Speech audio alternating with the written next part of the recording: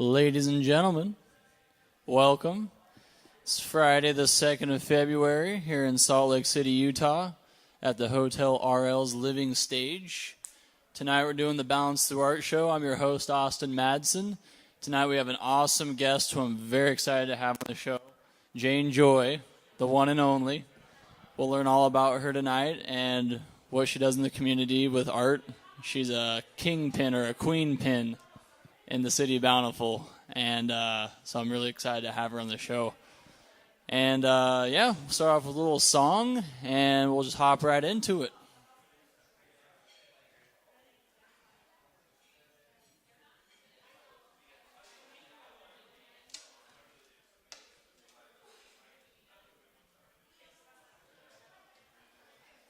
So I'm going to play probably one of the first songs Jane ever heard me play. It's called They Said I Was Crazy.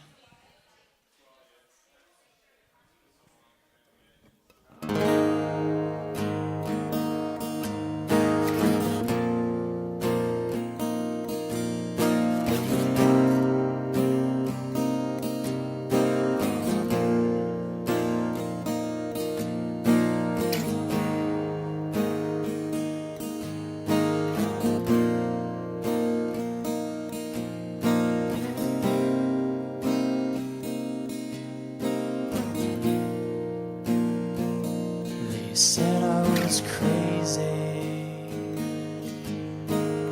Well, I beg to differ. I was high on life and they shot me down. I just wanted to be different from the man I used to be. Break out of my old shell and be who I always wanted to be.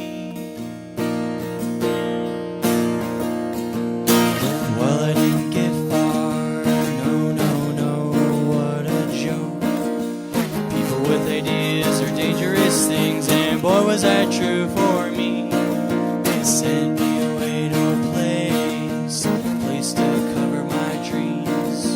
Told me I was bipolar even though I wasn't me. Hoped in the dreams they covered, this was one they missed. Just a little nightmare I could easily dismiss. Doctor said that I had all of the symptoms, recent thoughts and energy to feelings of grandiosity.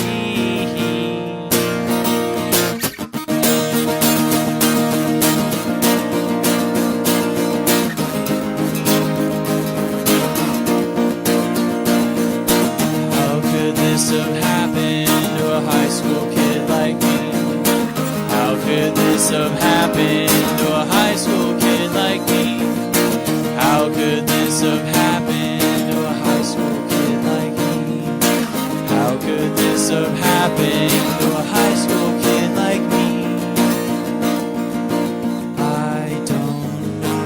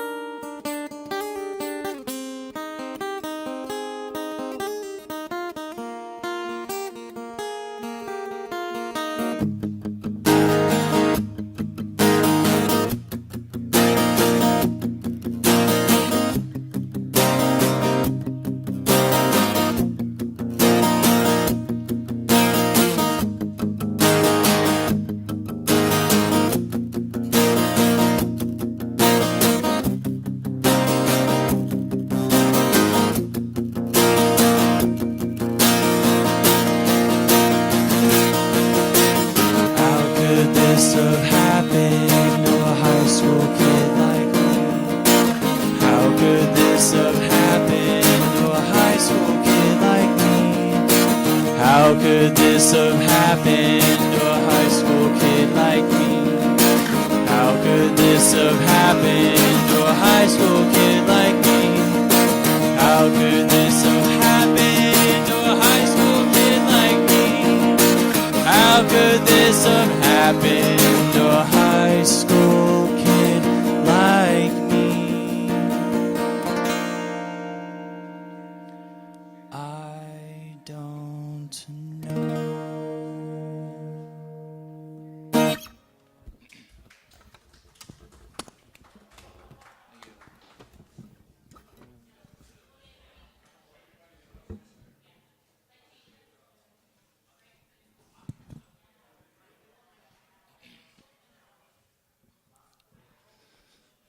So, Jane, before we dive in too deep with this whole show,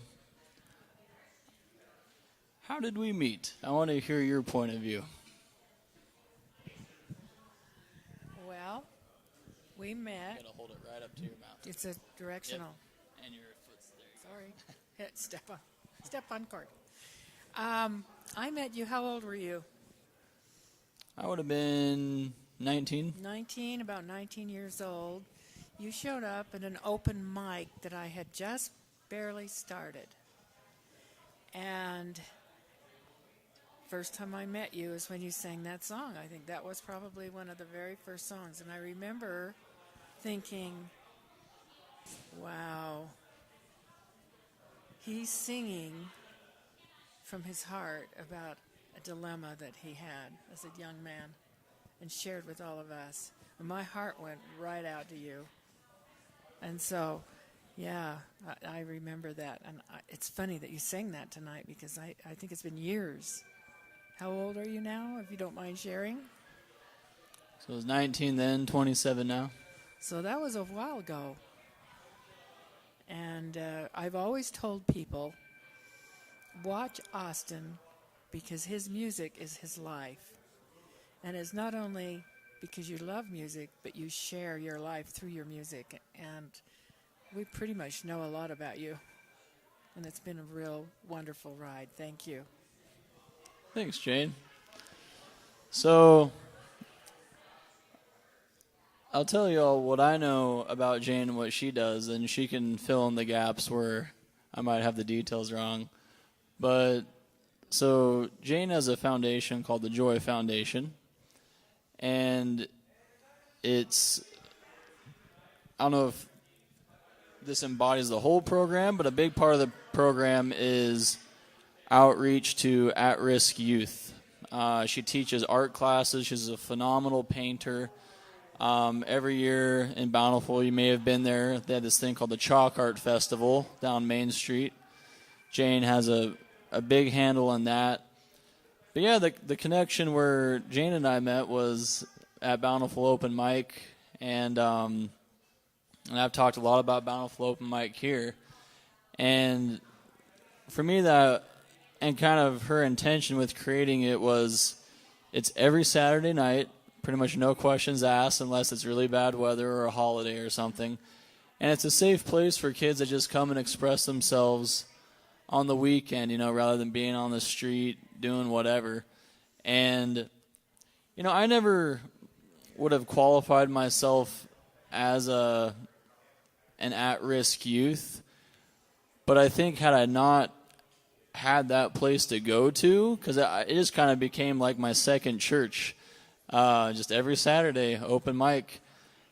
Had I not had a place like that where it was just open arms, family friendly, share your songs, who knows where I'd be. And I think that could be said for quite a few people that have come through there.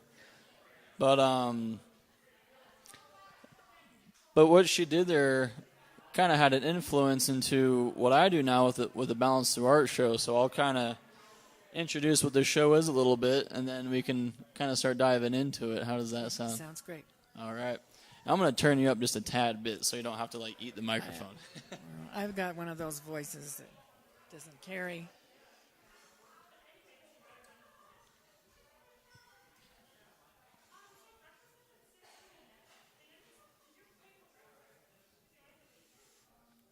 Thank you.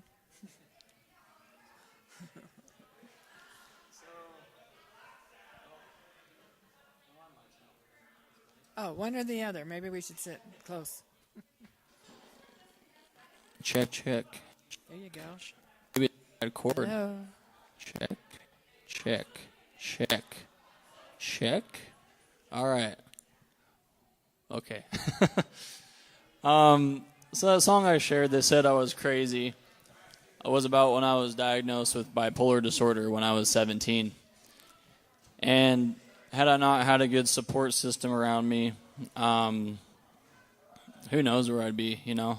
And it was during kind of one of my what's called a manic episode, where bipolar is kind of this swing between kind of lower depressive states and really high euphoric states.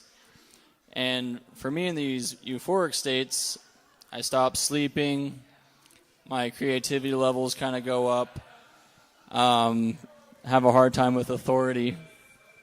But I was in the midst of one of these states and was just kind of getting tossed all over the place, and I felt like I needed some sort of moral compass that I could look to and be like, you know, where am I at right now and what's coming next? You know, life kind of tends to come at us in these like cycle like wave sort of things. And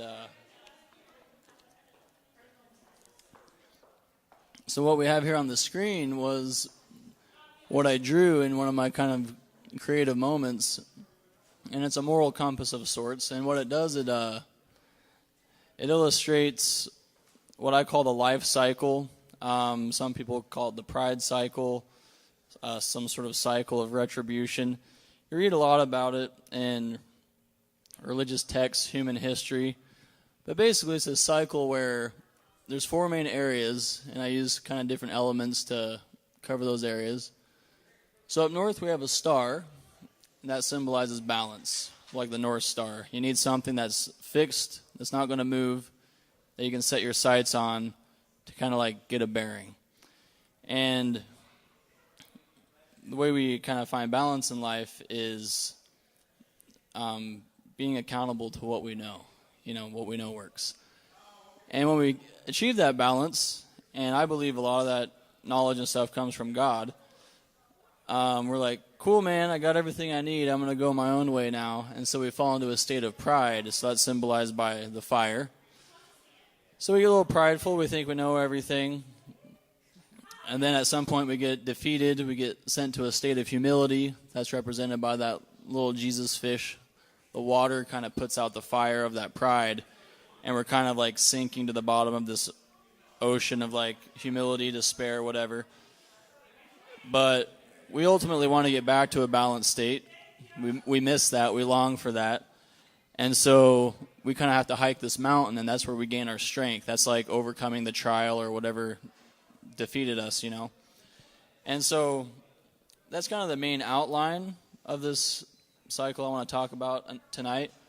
And we'll walk through it step by step, and I've kind of broken it down with the 7 different musical notes. And to kind of break it down a bit further. So Jane, I know you work with at-risk youth, and we had a kind of a cool conversation the other day about how you spent some time where you basically like lived at a prison. And I'd like to talk a little bit about that tonight and like what that experience was like, and maybe how through like some of the inmates you met or like people you've worked with, or even in your own life, how this cycle is kind of like manifested. But first, just tell us a little bit of like, how did you end up, living on a prison? Well, or in a prison or whatever. When I was a young girl, about 13, my father was hired as an administrator. And, there's no secrets. It was a Utah State prison. And in those days, the prison was fairly new, actually, out in Draper. It used to be at Sugar House, the original one. They moved it to Draper. And the state had a policy that the administrators, there was a warden and an associate warden, and they had to be there 24/7. So they had living quarters right there on the premises at the state prison for them to live and their families. And that's when I was 13. We moved. One of the convicts, one of the trustees, brought the truck out to my dad's first home, packed all of our bags and our goods, and we moved to the Utah State Prison, and I grew up. One of the great things that I learned from my father was these are regular folks who have just made some bad choices. They're not necessarily bad, and they're paying a price. So I was taught never to judge those people, and my dad was a musician. Music he used to go down into the cell blocks and play his guitar and sing with the convicts, and that kind of anchored that love for music and how music turns people's heads and brings out the best in people. So I don't know if that's what you wanted, but no, that's great. And I love that outlook, how most of these people weren't necessarily just these purely rotten apples. They were probably, for the most part, good people just trying at least make a big mistake, And so I've had a rough go of it as a kid, and I spent 10 years later on, after my own children were raised, working in a juvenile correctional facility. And the key to this program that you've developed is not just go out and hunt out kids that are in trouble. It's the good kids, it's the healthy kids, the ones that are striving and going on, who can make the big difference by wrapping their arms around those little kids that are maybe having a little bit of a rough childhood and need to be drawn into the circle and turn their heads. Music and art. Most of the convicts and the troubled youth that I've worked with are extremely creative. Art turns their heads and music turns their heads. And so that's the whole reason I started this. Not just because I want to go out there and find all the troubled kids. I want to find the Austin Madsens who can help wrap their arms around and pull in these other kids. And I've seen that happen with you. You're a magnet. Music does that. Thanks, Jane. So, that's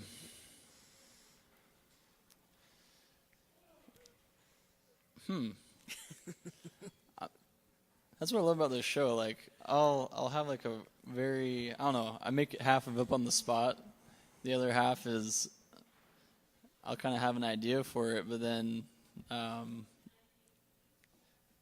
feel like a better idea shows up, then we go with that. So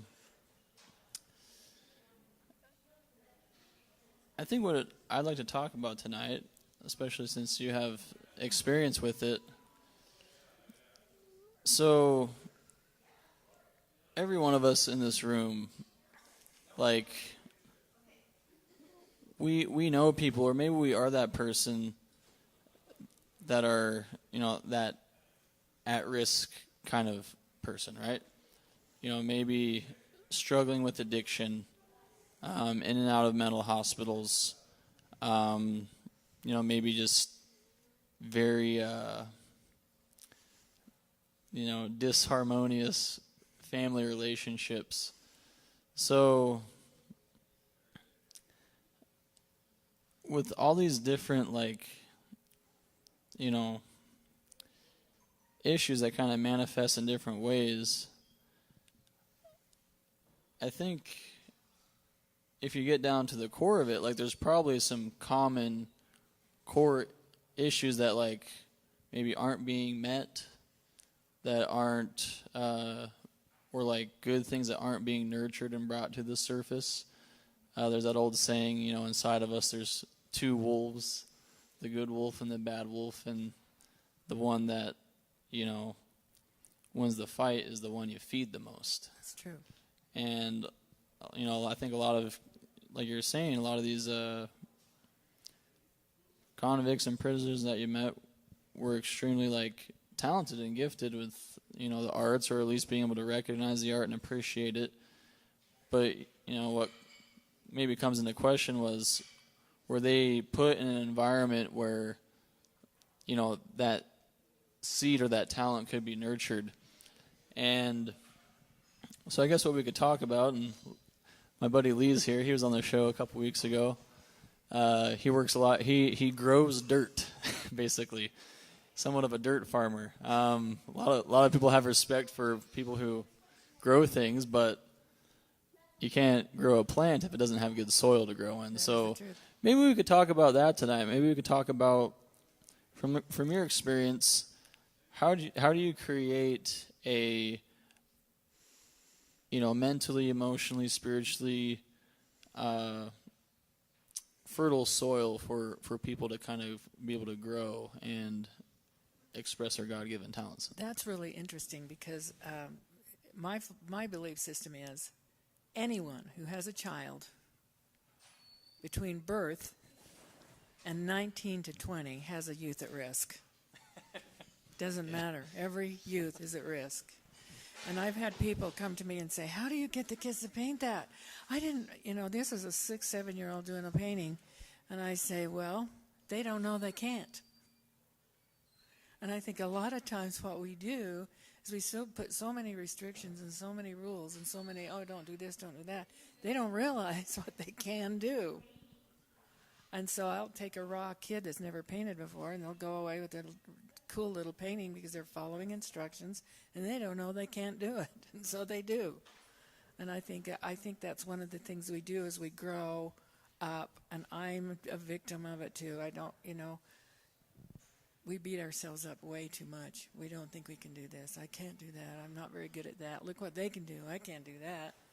And it's the healthy kids that are discovered, like you've discovered who you are, who reach out and draw those other kids in and help them. And there's kind of a big deal going around right now about bullying, and I think the kids are beginning to get the picture. Bullying isn't just shoving and pushing someone around. It's making somebody feel like they're small and not important. And I don't know what the answer is, but I do know that somebody who doesn't know how to play the guitar learns how. Something happens inside of them. I didn't know I could do that. And they start growing. Or sing, or do a drawing, or anything. It could be dancing.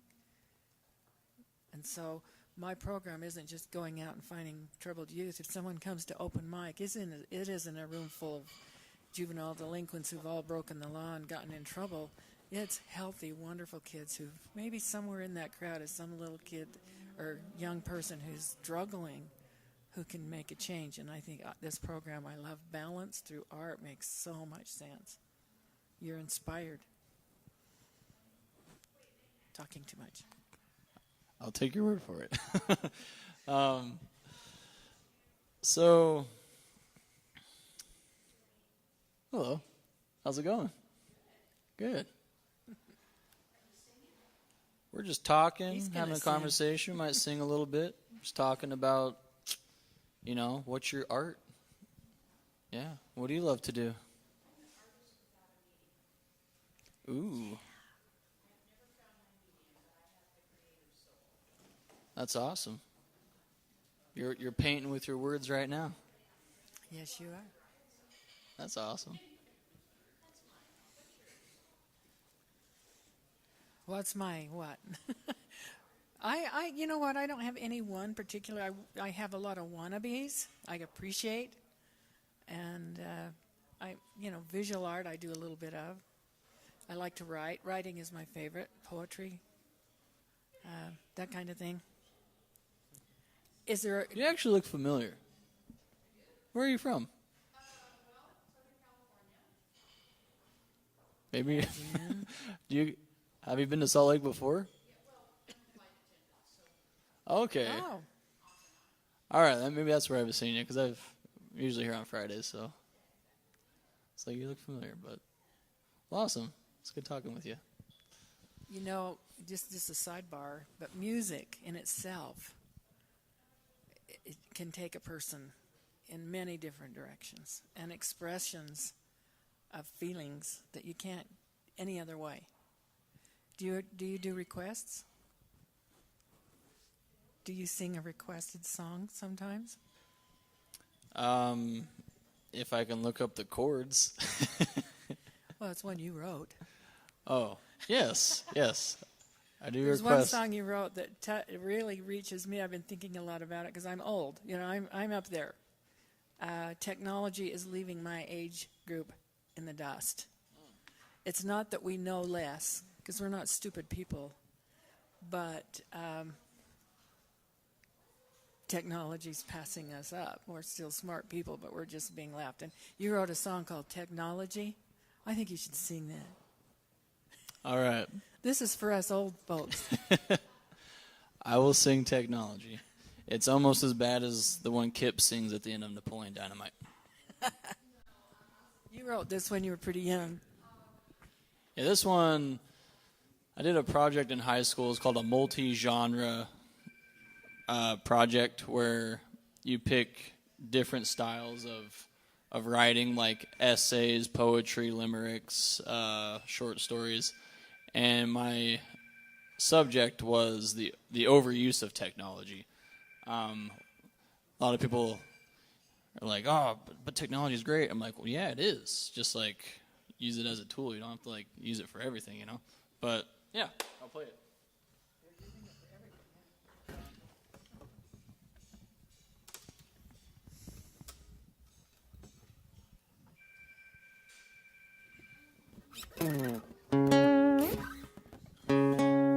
Check, check.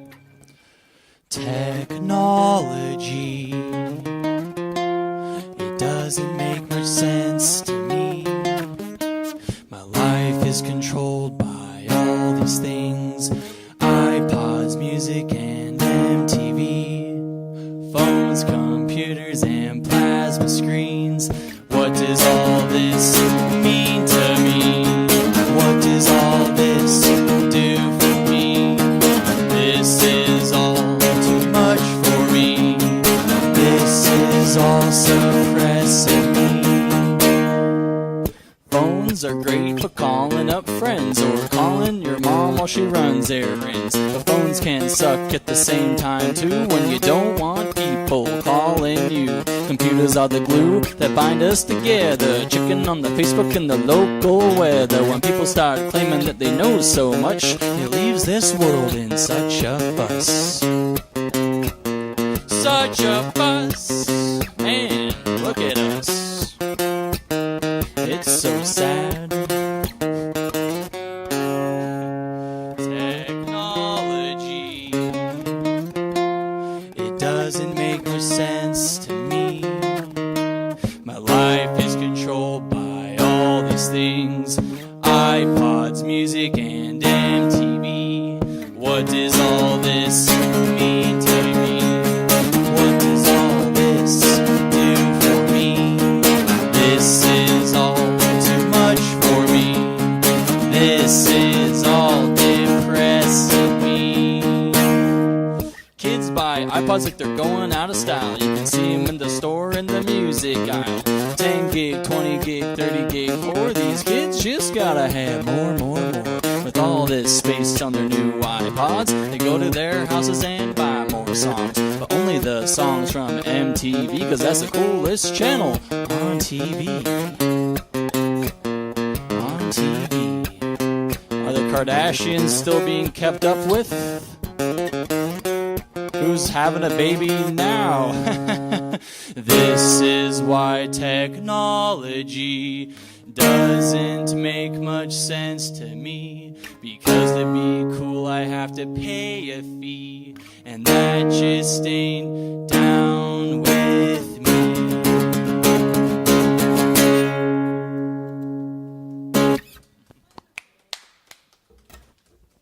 And even since you wrote that song, it's flying. MTV is now YouTube. I know. I should have published that one when I wrote it, because now it's outdated, and that was only 8 years ago. Yeah, 8 years makes a big difference. Like iPod, what's an iPod? People don't even have iPods anymore. So I'm gonna hop a little bit kind of into the meat of things here, because kind of the meaning I've been able to put to this, like, it's Because when I drew this, I had a general idea of like kind of what it meant. Like, oh, fire is, you know, my hot-headedness, and water is my cooler side of me, and yada yada. But what I'm about to share is kind of like a collection of thoughts I've had over the past 7 years that I created it. So we're going to talk about this cycle real quick. We'll just breeze through it, and then we'll just kind of share some thoughts about it, and we can interject as we go. So I like to begin the cycle with the pride part over here to the east. So using the musical notes, pride is made up of two things, boastfulness and conceitedness. So, say a kid, doesn't realize that they have a gift for music until one day, someone like, here's a guitar. And they put their fingers on it, they start strumming, next thing you know, they're like, hey, I kind of have a knack for this, or some kid's given some paints and a paintbrush, has their first canvas, starts messing with colors, and all of a sudden they're like, I really like doing this, right? So when we start learning a new skill or like going through maybe a new experience, in the beginning, as we're like kind of gaining new knowledge, because it's new, I don't know, like we kind of get those blinders where it's like, man, I know so much about the guitar now because I know 2 chords. Because like that's 2 chords more than you ever knew in your life, right? And so when gone unchecked, you can get really excited about maybe learning the basics of, mixing colors or the basics of guitar. And then you're like, sweet, like I can paint now, or I can write songs. And like that's a good place to start, but like if you stop there, that's where this conceitedness kind of starts seeping in. It's like, oh, I don't need to go take lessons anymore because I know 4 chords now, and that's all you need to write a song. Or, oh, I got, Roy G. Biv down. Got my basic colors. I can mix those, and yeah. But as soon as you decide, I have enough knowledge, you immediately kind of like start to put that boundary on, maybe what you're capable of. But there's some people, and I put myself in this category, who like, yeah, I don't know the guitar front and back. I know a few scales, a few chords, but I've taken what I have learned, and I've like done as much as I could with it that I knew how to. And with that, I've written some cool songs, maybe something to boast about a little bit. Like, oh, I wrote this cool song. Yeah, it's only 2 chords, but it sounds real nice. And the danger is when that boastfulness goes to that conceitedness, then you think, I'm good enough. I don't need to be taught anymore, yada, yada, yada. And this is kind of like teenager issue too, right? They start learning some basics of like taking care of themselves, being free, and then they're like, parents, I don't need you anymore. I know everything about life. What do you know? Like, you're so old school, whatever. And I'm going to go my way and do my own thing. And so that's really fun for a while. You kind of like, the fire symbolizes like that kind of that hot-headedness or, oh, I know so much. And then at some point, you hit that hard limit, that hard barrier, right? Where your knowledge ends. And you see people, it's almost like a glass window where you see people on the other side of that window who actually do know more than you, and they're running around happy and free, but you've created this invisible barrier out of your conceit, right? And so that's kind of like, I wrote a song called I Hit a Wall. I play it here like every week, so I don't know if I'll play it tonight. But we hit these walls in life where it's kind of like the end of our progression. It happens to endurance athletes when they're running their marathon. They just run out of energy. Bam. You hit the curb. Or maybe for years you've like work different jobs, but like $10 an hour is like the most you'll ever make. And you're like, I guess I'll just be okay with that.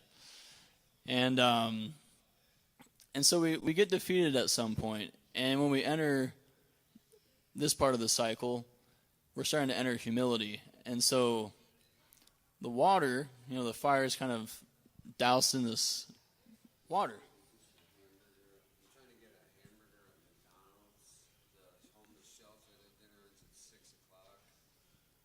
You're trying to, how much do you need? All right, I'll make a deal with you. So we're doing a show right now. It's called the Balance Through Art Show. So if you said, let's say, of all the different gifts you discovered, what's a gift that what's something you enjoy doing more than other things? I like working on old stuff and fixing it up in the garage. Cool, man. Old bikes or cars. Yeah. That's kind of what I like doing. I don't have a real good imagination. But just That's a gift. Get in the gift. Being able to do that is a gift. It is a gift, though.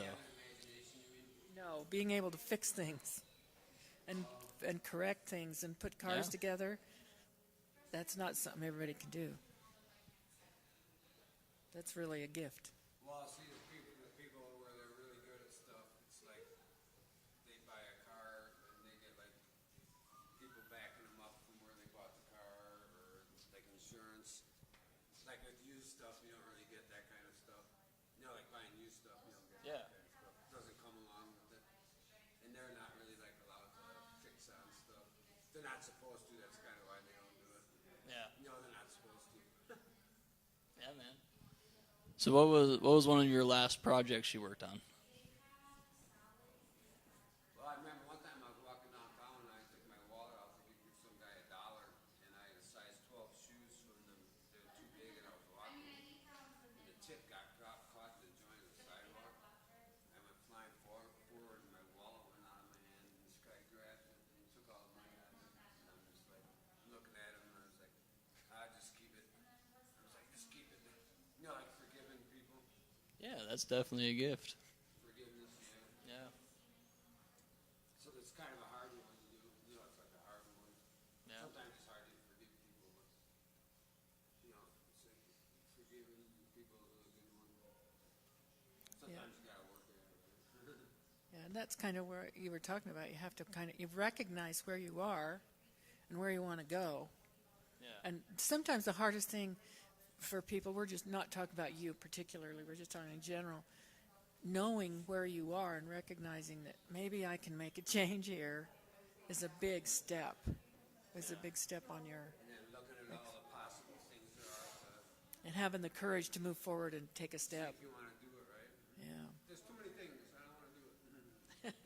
That's true. I know. Yeah. That's true. So I'll cover one more thing, and then we'll hook you up here really quick. So we get defeated, and so along with the defeat, there's this ego death. So your ego is kind of like it's your false self. It's who you think you are. It's who you build yourself up to be. I could say I am a guitar player. It's like, no, I'm just Austin, and I happen to play the guitar, A lot of times we get so identified with our art or whatever it is that we're doing. What if I were to all of a sudden get arthritis tomorrow and I couldn't play guitar? That would be an ego death for sure, and I would fall into a deep state of humility because my identity would be taken away, and my purpose that I've created for myself or whatever for living would be kind of taken away. And so kind of the analogy I like to use here is, let's say this is a very deep well with, impossibly just slippery moss-covered walls. And we fall into this humility, and we are at the bottom of this well.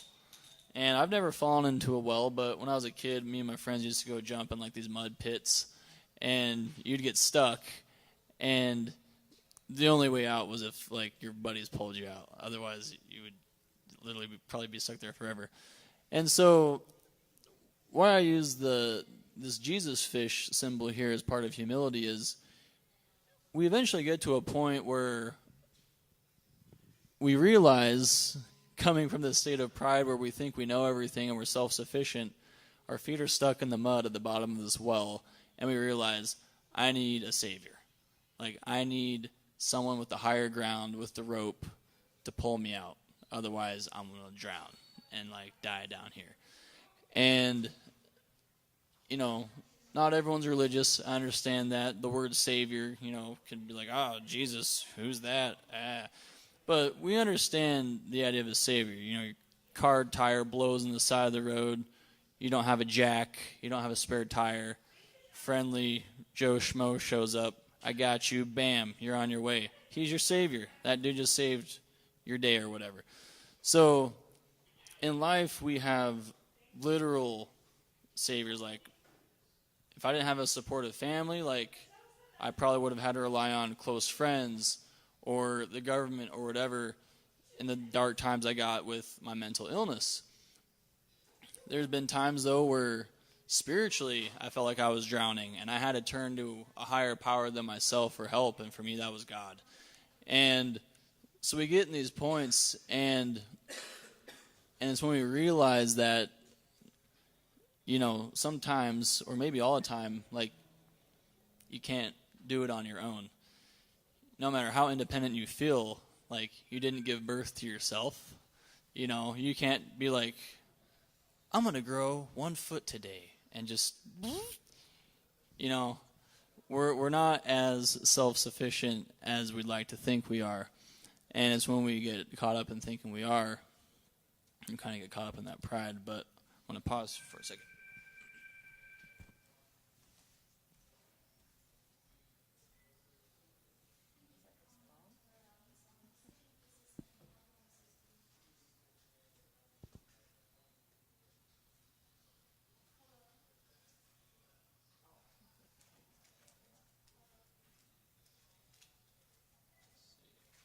We can get combo meals with it, like $7 or $2.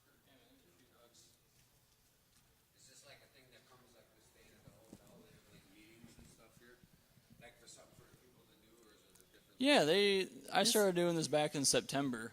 Oh, so you come here like 3 times a year or something? Every Friday. Every Friday. Yeah, what was your name, man? Bill. I'm Austin. Yeah. The last name's not Dembski, is it? It's not. So one of the things that Austin Dembski was his last name. So one of the things that, yeah, I'm sorry, I'm interrupting you. For 15 years, so he could have been. All right, move on. Okay, Carry Bill. on. What I was going to say, what you're saying here, I just read a book, and it compared an airline pilot flying a major plane, and he has to make adjustments along the way, or he's going to crash. You know, he gets a little bit off center. They have to make adjustments. And sometimes you have to make 2 or 3 adjustments before, and if you can't make those adjustments, sometimes a crash can happen. And we can draw that similarity to our lives. We can make choices that take us off course, and we have to make adjustments. And each one of these phases is a time when a person needs to make an adjustment to correct themselves and get back on course. And sometimes it does take someone else to help us along. Hence, one of the things the Joy Foundation and Open Mic and their youth in custody programs are set there to help us make adjustments. And I think that's what you're doing with this Friday night thing. It's wonderful. Thanks, Jane. So we're now leaving the humility section into talking about strength. So the next little piece of the pie is F, which stands for fragility. So, you know, we've been drowning at the bottom of the well. Our buddy pulls us out. We're pretty weak, you know, maybe coughing up some muck, and kind of another analogy I like to use. So maybe instead of a well, when we're in this prideful state, as we're like kind of digging and like putting our head in the sand, like, oh, I know everything, I don't want to listen to you. It's like, as we're digging that hole, when you dig a hole, that dirt is displaced and it kind of creates a little mountain, right? And so as we dig a hole for ourselves, we've also, as we're digging a deeper hole, we're also creating a mountain that we're going to have to like deal with, right? And so,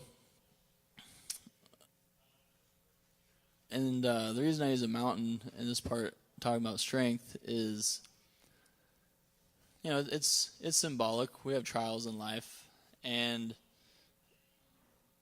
I don't know if anyone here has like ever gone on a hike or tried to hike a mountain. Maybe you have a really big one in your sights, like, I want to hike that one day. And it might take you a year to get to the top, You make it a mile up the trail. The first time you go to hike it, you're like, wow, I am definitely not in shape for this. I need to like hike more. You come back a few months later, you get maybe twice as far. And but it's kind of like this journey. We're fragile. And in extreme cases, let's say it's like Mount Everest or Denali or something, if we've never done the mountain before, we need like a guide. We need someone who's been to the top many times, who can kind of rescue us if things get dicey. And so kind of the little equation for strength is, it's realizing, all right, I am fragile. I am susceptible to like falling into these holes or digging these holes for myself or whatever.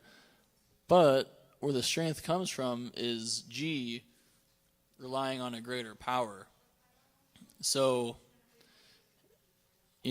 everything we're sitting on, the roof over our head, this is all an end result of greater powers that like came before us. Someone, learned how to chop wood and create a wood mill to like make planks to create this stage. In the grander scheme of things, like making a building, someone had to really understand the laws of gravity and how steel works and everything. And so really, for any of us to get to the top of any mountains in our life, there's the old saying of, we're kind of like standing on the shoulders of giants.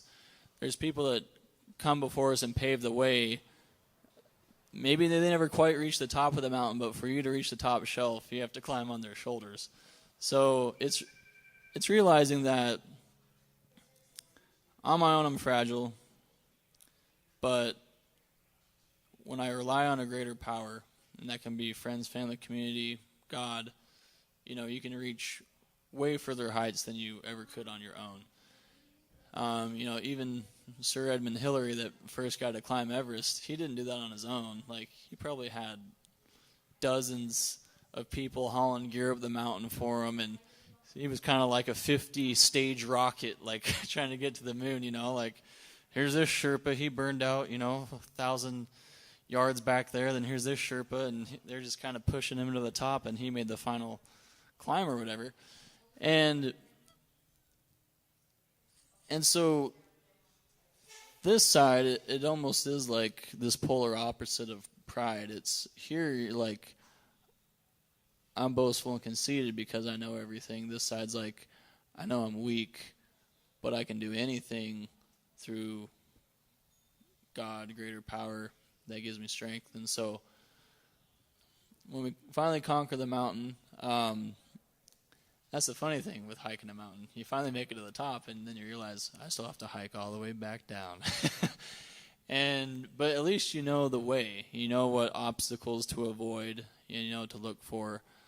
But the descent's usually more dangerous than the ascent. But, take it easy. And kind of the final area is we're reaching back into a state of balance.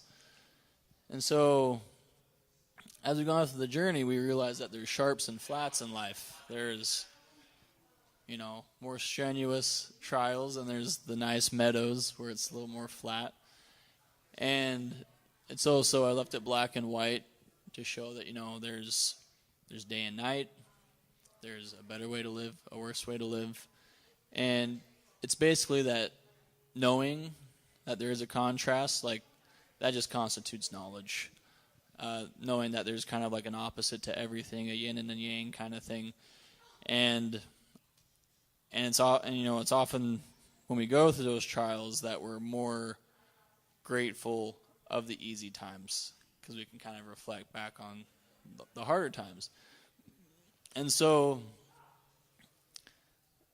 the final key to the whole puzzle or whatever is A, and that stands for accountability. So once we go through whatever the journey is and we gain some knowledge from it, most of us are walking encyclopedias of knowledge. We've been on the earth a while. We've collected a lot of information. But what makes someone, like, what's the difference between being a knowledgeable person and a wise person? Like, a wise person, it's like the application of that knowledge. So the A stands for accountability. I've said this before here, but most of us could never read another new thing the rest of our lives, but if we were accountable to what we already knew and what we've already read on, like, how to live a happy, balanced life, we would probably be happy and balanced. But as humans, we kind of have this desire to want to know more, to learn more. And I think that's instilled by us from our Creator, because for me, it's like the more I learn, the more I do appreciate the Creator. I look at the world around me, and it's like, none of us made this stuff. We just kind of rearranged it to fulfill our own needs or wants. But something back and above all of us, like, brought this here. And whatever that is, like, deserves some mad respect, And so kind of that last key element, the star, like I mentioned earlier, it's like the North Star. And to me, what the North Star represents is true principles and morals. People come from all sorts of different backgrounds, faiths, religions, cultures. But there's like these permeating truths that humanity kind of agrees on, like, don't take something that isn't yours. Love your neighbor. Put in a good day's work. There's like these things that we learn at a fairly young age, and then the rest of our life, it's like this practice of, like, learning how to practice what we preach. And so the final thing to wrap it up, some people look at this, are like, what's these like green things, or these like devil horns, like, what is this, madness? So what it's supposed to be is a guy wearing a little crown, like, yeah, victory, with his arms open, and he's in a balanced state, or she. And so the big O is like, it just basically means you need to be open to life. So kind of the motto here with Balance Through Art is, it's a community that educates people about this cycle on how to find a positive balance in life through your art and healthy living. And so I'm all about, like, be open and, like, seeking a positive balance. And that's different than just staying neutral and balanced, because if we stay neutral and balanced, we'll fall behind the curve, If, like, my technology song, right? I need to write an updated version of it, because I wrote that in a balanced state. I was with the curve. I'm like, this is what's happening in society right now, but iPods are outdated. The thoughts that created that song, they're 8 years in the past, And so,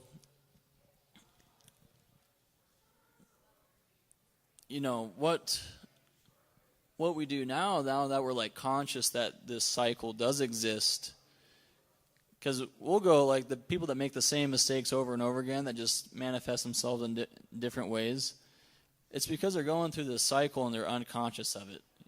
And I believe life has a way of bringing us kind of the similar trial over and over again until we learn from it. And then it kind of like, oh, like my car stopped breaking down. I had, because I like learned how to fix it, or I learned how to find the right person who could help me fix it. And then that problem kind of goes away. And so this time around that we're conscious, this is where the positive growth comes from. So say we want to learn a new skill, like it does take a bit of boastfulness or boldness to be like, I'm going to learn how to paint. I've never painted before. And when that conceit, where that would normally come in and be this selfish conceit, maybe instead of being conceited and full of yourself, you can be full of like a creative spirit and like a grateful spirit towards maybe your mentor or your teacher, rather than letting outside circumstances come and defeat you and put you in a state of humility.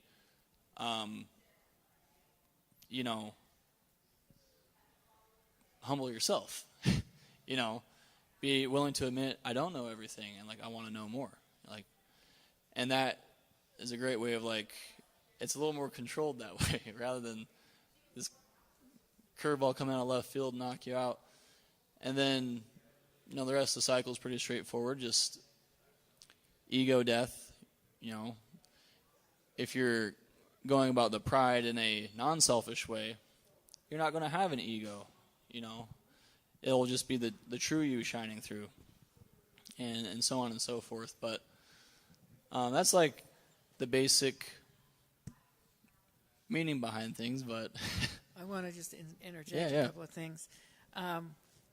For those of you who may have not heard this, and listening to this guy, he's a perfect example of his own creation, because I've watched you grow, mature, refine, and it's fun to watch somebody live what they say.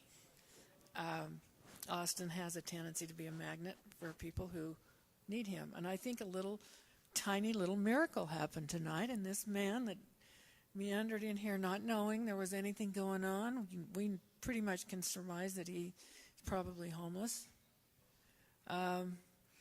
You gave him a beautiful little lesson and a little bit of money. Who knows what little tiny seed was planted there. He made sure he found out that you did this every Friday night. You never know. We never know where our influence stops. And I just congratulate you for coming up with this. I mean, it doesn't matter how old a person is. I mean, I'm getting really old, but I'm recognizing more and more, the older I get, the less I know. Or I know more than a lot of people on some aspects, but on the other hand, those adjustments have to be made. And, we all make mistakes. It doesn't matter how old we are, but I congratulate you for even coming up with this. It makes perfect sense. We all fall into these circles and cycles, and when something happens, like a divorce, a death, adjustments have to be made, and we have to reevaluate where we're going, how we're going to do that. I appreciate that. It kind of validates the whole idea. Appreciate that. And I recognize myself, boy, I'm way not perfect. I get into that prideful thing, and I'm sorry late. It's hard to undo. It's hard to undo damage once you've created it. But it's possible. And you've got that perfect.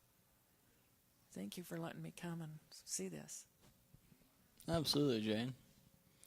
Jane's kind of like my artistic grandmother. Definitely, grandmother's good. It works. Well, I think I might end with a little song. And, but yeah, I just want to, again, thank you, Jane, and glad you finally were able to make it out and not only just watch, but actually be a part of the show. So Thank you for letting me. I feel honored. Awesome. Cool.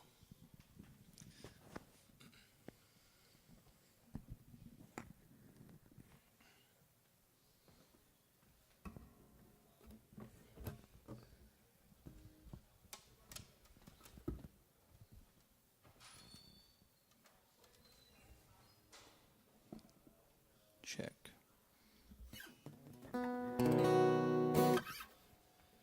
So this song's called The Trail, and I just got a new journal recently. Woot! And I was kind of reflecting on where I've been the past year, with it being, well, I guess it's February now. But we often, at least for me, some years are like super awesome to look back and be like, man, that was a really productive year and look how far I've come.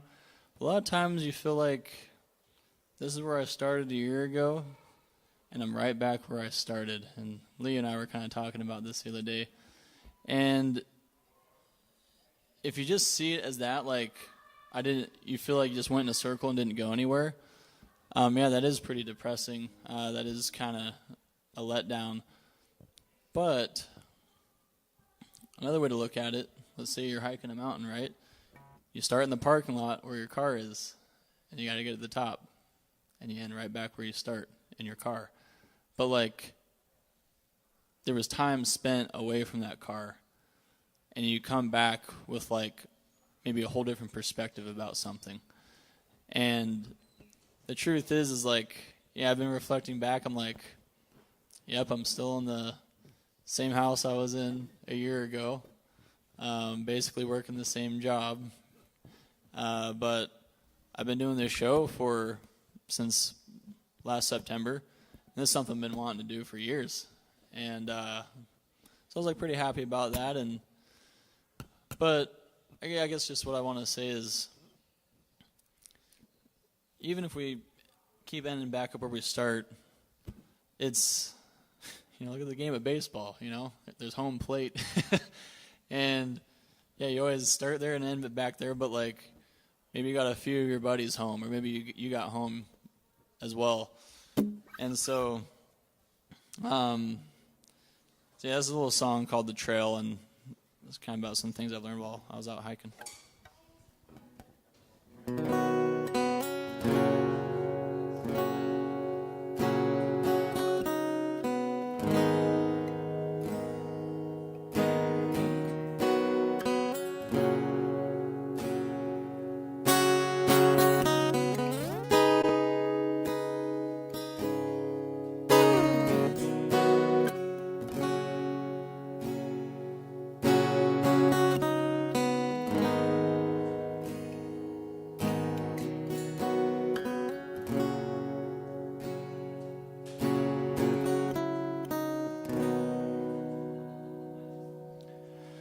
This old trail seems familiar.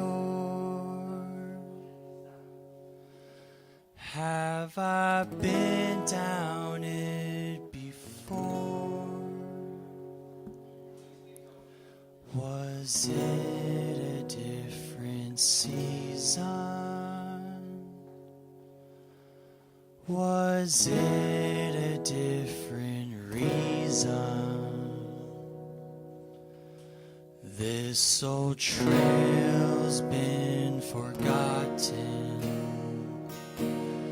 It was covered by the leaves, but here I am upon it.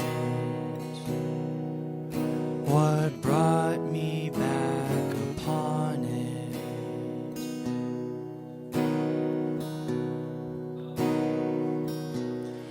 This old trail calls my name when I'm feeling lost. It's when I'm lost on this trail. Oh, that's when I feel found. I'm crying in the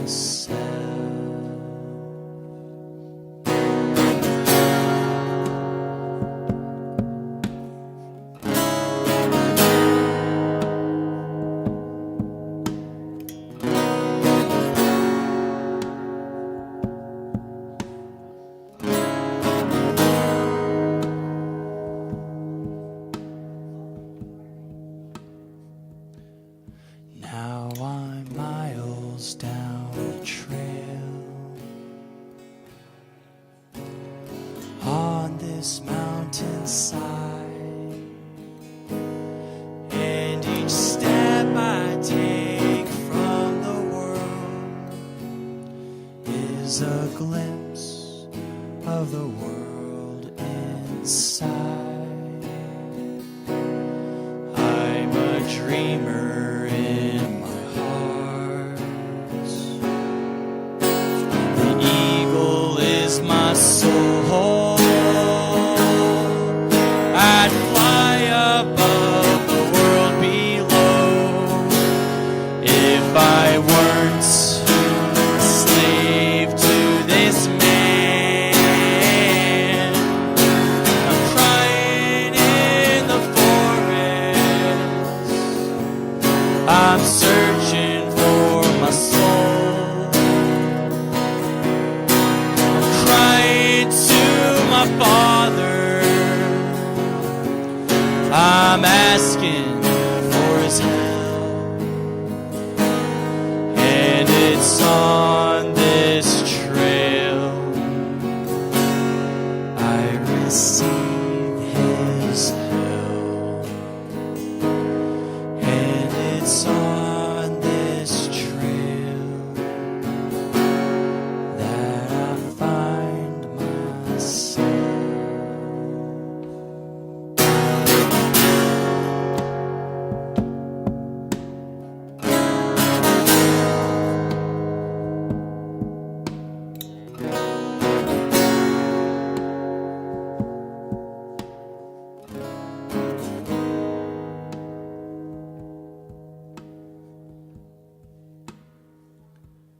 Now I've left that man behind, and my soul I did find.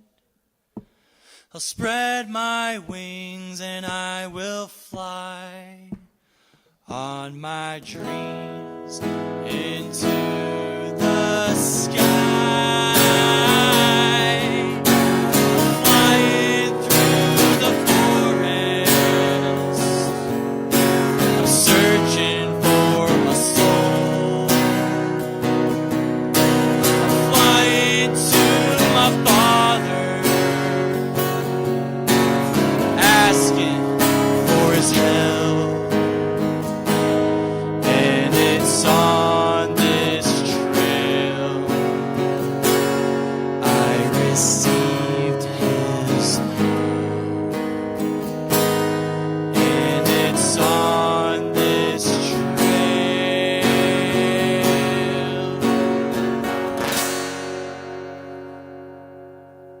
that I found myself.